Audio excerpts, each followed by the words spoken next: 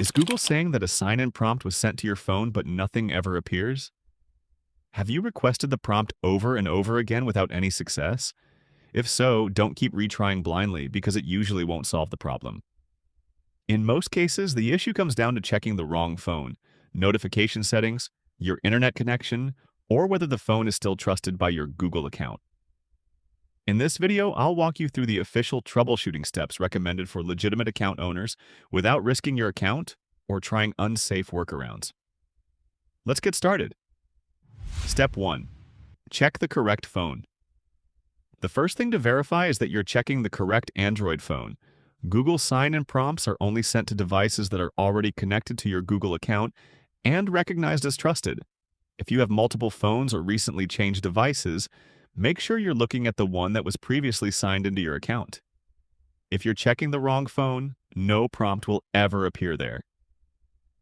Taking a moment to confirm you're using the correct trusted device can save you a lot of unnecessary troubleshooting. Step 2. Unlock the phone and check notifications. Next, unlock the trusted phone and check whether the Google prompt is waiting as a notification. Sometimes the prompt doesn't immediately pop up on the screen, but is sitting in your notification panel instead. Also check that Do Not Disturb mode isn't hiding important notifications. Make sure notifications are enabled for Google Apps and that your lock screen allows notifications to be displayed. After checking these settings, leave the phone unlocked for a few moments to see if the prompt appears.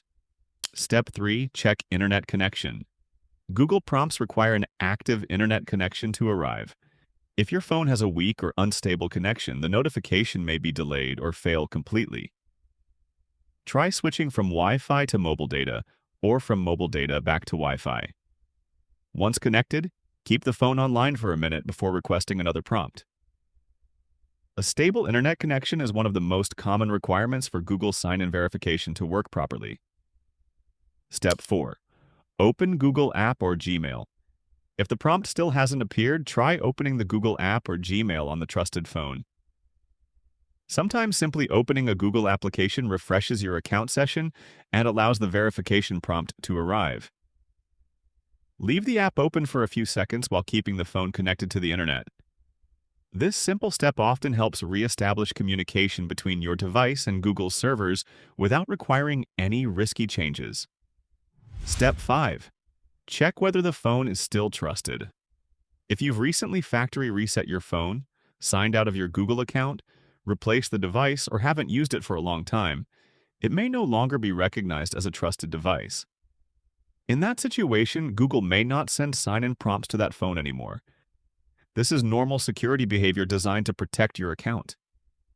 Instead of repeatedly requesting prompts that won't arrive, move on to Google's official verification methods.